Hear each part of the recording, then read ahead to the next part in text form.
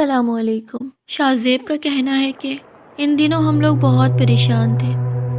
بات یہ تھی کہ مالک مکان نے ہمیں گھر خالی کرنے کا نوٹس دے دیا تھا۔ میرے والد سرکاری ملازم تھے، سیلری بس اتنی تھی کہ گزر اوقات ہو جاتی تھی۔ میں ابھی زیر تعلیم تھا، مجھ سے 2 چھوٹی بہنیں تھیں، وہ بھی اسکول میں پڑھ رہی تھی۔ آمدنی کا کوئی دوسرا وسیلہ بھی نہیں تھا۔ اس گھر میں ہم 8 سال سے رہ رہے تھے۔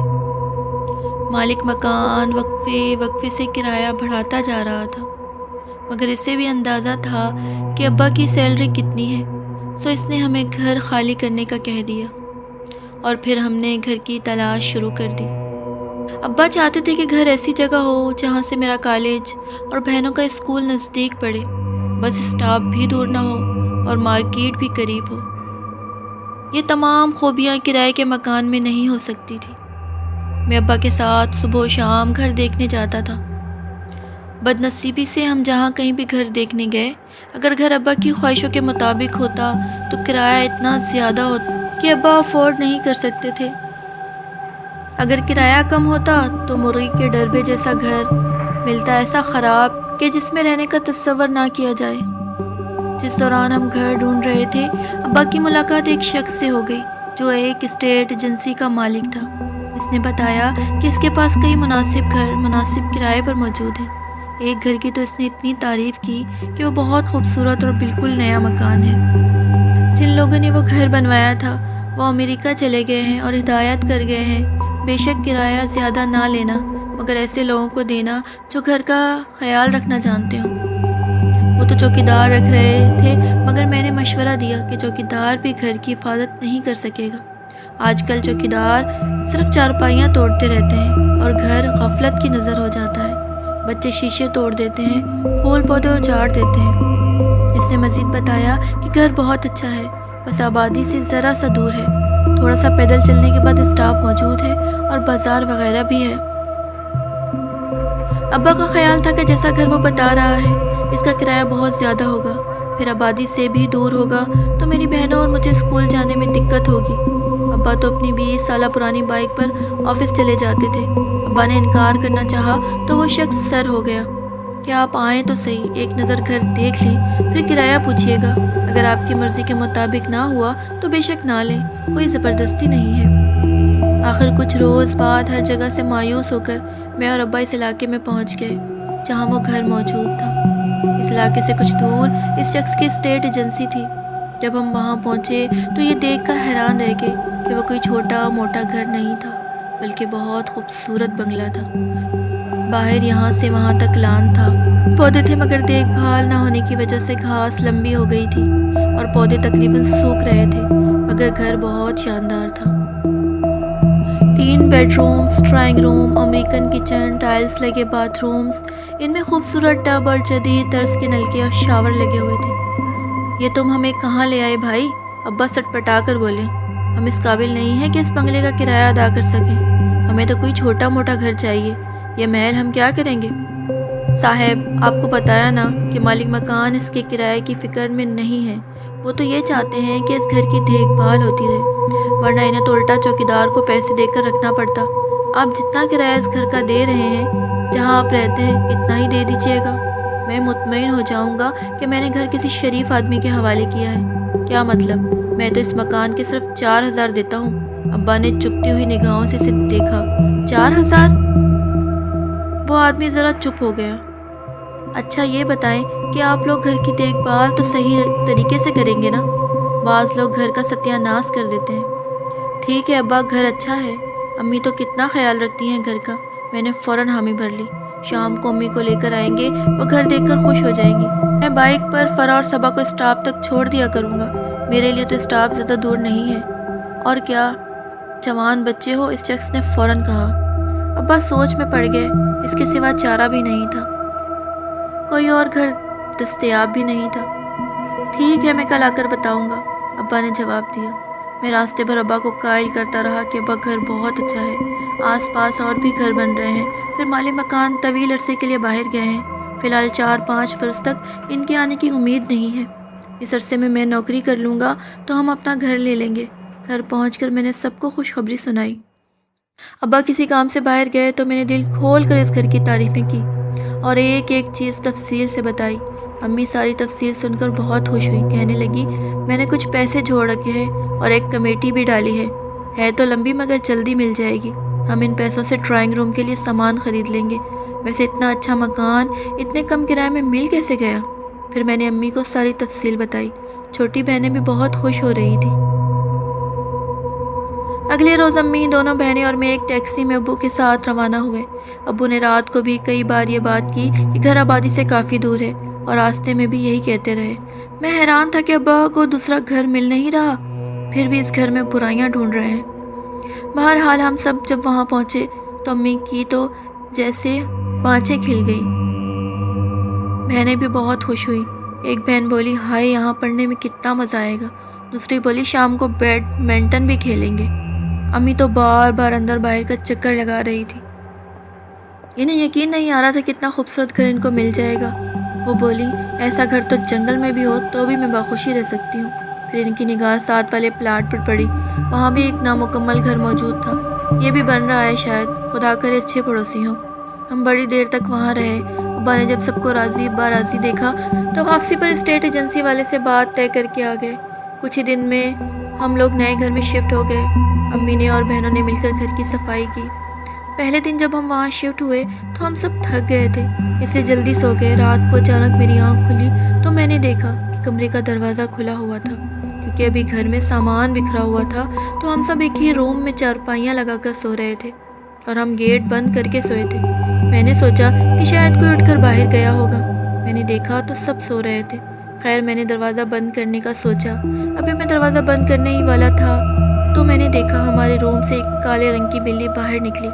میں نے سوچا یہاں یہ کہاں سے آئی ہوگی؟ پھر میں نے سوچا آ گئی ہوگی کہیں سے۔ مجھے بہت زیادہ نیند آ رہی تھی۔ میں نے کمرے کا دروازہ بند کیا اور پھر سے سو گیا۔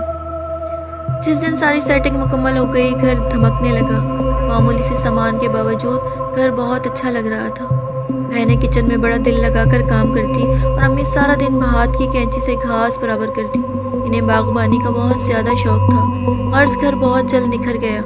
ہم نے ابھی تک نہ آس پاس کی آبادی کو بغور سے دیکھا تھا، نہ وہاں رہنے والوں کے بارے میں جاننا چاہا تھا۔ ہم سب بہت مطمئن اور خوش تھے۔ ہمیں وہاں شفٹ ہوئے 4 دن ہو گئے تھے اور ان 4 دنوں میں وہ کالی بلی مجھے، امی، ابو اور بڑی بہن کو نظر آ چکی تھی۔ ابو رات کو صحن میں واک کر رہے تھے تو انہوں نے کالی بلی کو صحن سے اندر کی طرف آتے دیکھا۔ ابو بھی پیچھے پیچھے آئے کہ بلی کو باہر نکال سکے اور اندر ہر جگہ تلاش کیا مگر وہ کہیں نہیں ملی۔ امی نے کہا کہ ہو سکتا ہے آپ کو غلط فہمی ہوئی ہو۔ ابو غصے سے بولے کوئی غلط فہمی نہیں ہوئی، میں نے بھی کل رات کو ایک کالی بلی دیکھی تھی۔ میں جلدی سے بولا میں نے بھی ابو کے ساتھ مل کر ڈھونڈا پر بلی نہیں ملی۔ امی بولی وہ واپس باہر چلی گئی ہوگی۔ اگلے دن بڑی بہن اپنے کمرے میں بیٹھی کپڑے طے کر رہی تھی تو اس نے دیکھا کہ ایک کالی بلی اس کے بیڈ کے نیچے گئی ہے۔ یہ بلی کہاں سے آئی؟ کمرے کا گیٹ تو بند ہے۔ جب اس نے بیڈ کے نیچے دیکھا تو وہاں کوئی بلی نہیں تھی۔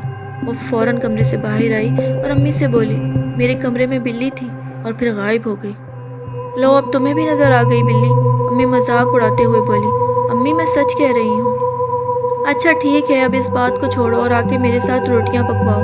رات کو سب سونے چلے گئے تھے۔ امی سونے سے پہلے کچن سمیٹنے کے لیے آئی تو حیران رہ گئی۔ کچن کے فرش پر دودھ گرا ہوا تھا اور دودھ والی پتیلی سلپ کے اوپر خالی پڑی تھی۔ امی کو یاد آیا کہ دودھ والی پتیلی تو وہ فریج میں رکھ کر گئی تھی، کیا پتا میں رکھنا بھول گئی ہوں۔ لیکن یہ کیسے ہو سکتا ہے کہ دودھ نیچے گر گیا ہے اور پتیلی اوپر رکھی ہوئی ہے؟ امی کو کچھ سمجھ نہیں آئی۔ انہوں نے فرش صاف کیا اور پریشانی کے عالم میں کچن سے باہر نکل کر کمرے میں جانے لگی۔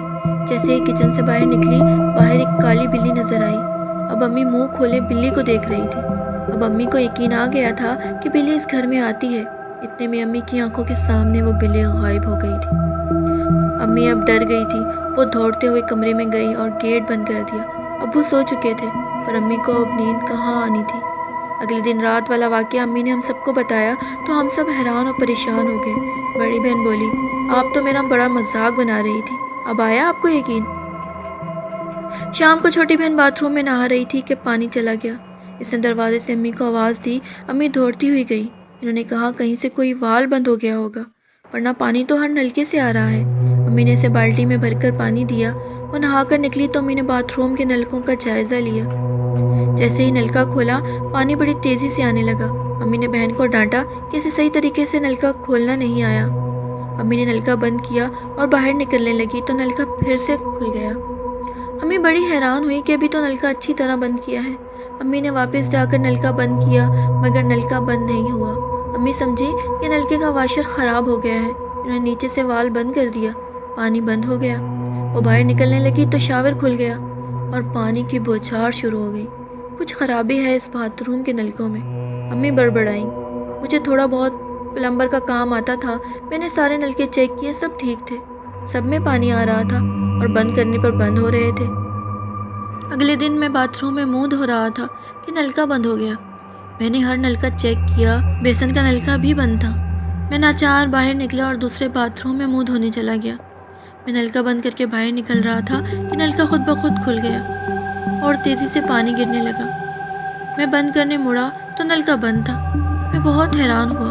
میں باہر نکلنے لگا تو نلکا پھر سے کھل گیا، پر اب پانی کے بجائے خون آ رہا تھا۔ میں چیختا ہوا باہر بھاگا۔ امی کہنے لگی کیا ہوا بیٹا؟ میں نے بتایا کہ نلکے میں سے خون آ رہا ہے۔ امی بھی اب ڈر چکی تھی، پر امی مجھے پکڑ کر کرسی پر بٹھانے لگی اور کہنے لگی پریشان نہیں ہونا، سب ٹھیک ہو جائے گا۔ اگلے دن بڑی بہن آ کے بولی بھیا پانی بھی نہیں ہے۔ کیا؟ صبح امی نے تو مشین چلائی تھی اور ٹینکی فل ہو گئی تھی۔ میں نے حیران ہو کر کہا آپ خود دیکھ لیں۔ اس نے نلکا کھول کر دکھایا، واقعی میں پانی نہیں تھا۔ پھر سارے گھر کے نلکے چیک کیے، کہیں بھی پانی نہیں تھا۔ میں نے ٹینکی کو چیک کیا، وہ ایسے خالی تھی جیسے اس میں کبھی پانی تھا ہی نہیں، یہ کیسے ہو گیا؟ میں الجھن کا شکار ہو گیا۔ جا کر موٹر چلائی تو موٹر سے ایک آواز آئی، دھواں نکلا اور موٹر بند ہو گئی۔ لو ایک اور مصیبت آ گئی، کالج کو دیر جو ہو رہی ہے۔ میں نے جھلا کر ٹینک کھولا مگر اس میں پتھر بھرے ہوئے تھے۔ پہلے تو آنکھوں پر یقین نہیں آیا، بھاگ کر امی کو بلایا، انہوں نے بھی تصدیق کی، ٹینک میں پانی کے بجائے پتھر بھرے ہوئے تھے۔ امی پریشان ہو گئی۔ میں برابر والے گھر سے پانی بھر کر لایا۔ یوں سب نے منہ ہاتھ دھویا اور روزمرہ کے کاموں میں مصروف ہو گئے۔ دوپہر کو گھر آیا تو ابھی تک سب یہی باتیں کر رہے تھے۔ میں نے بے خیالی میں ہاتھ دھونے کو نلکا کھولا تو پانی آ رہا تھا۔ میں حیران ہو کر چلایا امی پانی آ رہا ہے، مگر وہ تو خالی تھی، ہم نے خود دیکھا تھا۔ میں نے ایک اور ٹینک کا ڈھکنا اٹھایا، میرے منہ سے چیخ نکلتے نکلتے رہ گئی، اس میں پانی بھرا ہوا تھا۔ 3-4 دن سکون سے گزرے۔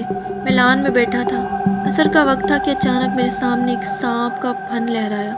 میں خوف زدہ ہو کر اٹھنے لگا کہ گھاس میں سے سانپ نکل آیا، مگر سانپ سے زیادہ خوفناک بات یہ تھی کہ سانپ کسی اندیکھے ہاتھ میں تھا اور کوئی اسے رسی کی طرح میرے چاروں طرف گھما رہا تھا۔ میں حلق سے کوئی آواز بھی نہیں نکال سکا اور بیٹھے بیٹھے پسینے میں نہا گیا۔ اس گھر میں ضرور کوئی بلا ہے، کوئی آسیب ہے، کچھ بھی ہے ضرور، ہمیں یہ گھر فوراً چھوڑ دینا چاہیے۔ میں سوچ رہا تھا۔ ابا اسی ٹائم گھر میں داخل ہوئے تو مجھے گمسم حالت میں دیکھا تو ادھر ہی چلے آئے۔ ابا پر میری جو ہی نظر پڑی میں خوف سے چلایا، ابا سانپ کہاں ہے؟ ابا سمجھے کہ گھاس میں سانپ نظر آ رہا ہے، مگر میں خلا میں دیکھ رہا تھا اور اشارہ کر رہا تھا۔ ابا کو وہ سانپ نظر نہیں آ رہا تھا، پھر سانپ غائب ہو گیا۔ میں نے خوفزدہ آواز میں کہا ابا یہ گھر چھوڑ دیں، یہاں کچھ ہے۔ خوف سے مجھے بخار چڑھ گیا، سب میرے سرہانے جمع ہو گئے۔ امی پڑھ پڑھ کر پھونکنے لگی، ابا یقینی بے یقینی کے انداز میں بڑبڑائے، اور لو خوبصورت مکان، تمہیں اور تمہاری امی کو شوق تھا۔ آج بھی آفس سے ایک آدمی نے بتایا ہے کہ یہ گھر آسیب زدہ ہے۔ میں ابھی تک خوف زدہ تھا، لگتا تھا پھر میرے سامنے کوئی سانپ لہرانے لگے گا۔ میں بولا نہیں ابا ہم چلیں گے۔ امی اور بہنیں میرے ماتھے پر بھیگی پٹیاں رکھ رہی تھی، ہم سب بہت زیادہ خوفزدہ ہو چکے تھے، اب مزید اس گھر میں رہنا ممکن نہیں تھا۔ ابو نے اپنے ایک دوست سے بات کی، اس نے 2 دن کے اندر اندر ایک گھر کرائے پر ہمیں لے کر دیا۔ گھر نارمل تھا پر ہمیں بس اس گھر سے نکلنا تھا۔ اگلے دن ہم نے سارا سامان جیسے تیسے پیک کیا۔ جس دن ہم اس گھر سے جا رہے تھے اس دن گیٹ پر امی کو ایک خاتون ملی، ان کے ساتھ ان کا بیٹا بھی تھا۔ وہ اس گھر کے سامنے رکنا نہیں چاہ رہی تھی، انہیں یہ بھی خبر نہیں تھی کہ ہم لوگ شفٹ کر رہے ہیں۔ وہ امی سے کہہ رہی تھی بہن سچ پوچھیے تو مجھے اس گھر سے بڑا ڈر لگتا ہے، میرا بیٹا مجھے زبردستی لایا ہے، یہ کہتا ہے کہ خواہ مخواہ اس گھر کو بدنام کیا ہوا ہے، چل کر دیکھیں 2 ماہ سے لوگ اس میں موجود ہیں، کسی کو کچھ نہیں ہوا۔ کیوں؟ اس گھر کے بارے میں کیا مشہور ہے؟ میں نے پوچھا۔ بیٹا اس گھر میں کبھی کوئی ایک ہفتے سے زیادہ نہیں ٹکا۔ حد تو یہ ہے کہ مالی مکان بھی نہیں رہ سکے، وہ شہر میں دوسرے گھر میں رہتے ہیں، بار بار لوگوں کو دھوکے سے گھر کرائے پر دیتے ہیں، مگر یہ گھر آسیب زدہ ہے۔ اس گھر کے ساتھ والے پلاٹ پر بھی سایہ ہے۔ جو لوگ یہ گھر بنوا رہے تھے 2-3 مزدوروں کی ہلاکت کے بعد ادھورا چھوڑ گئے۔ میرا بیٹا کہتا ہے یہ سب کہانیاں ہیں، مجھے زبردستی آپ سے ملوانے کے لیے لایا ہے، مگر مجھے تو ابھی بھی ڈر محسوس ہوتا ہے۔ آپ کو ڈر نہیں لگتا کیا؟ امی ابھی جواب نہیں دے پائی تھی کہ چھوٹی بہن چیختی ہوئی باہر نکلی، امی سب نلکوں سے خون آ رہا ہے۔ امی اندر بھاگی، میں بھی اندر آیا۔ کچن کے بیسن میں خون بھرا ہوا تھا، جو بھی نلکا کھولتے پانی کے بجائے خون آ رہا تھا۔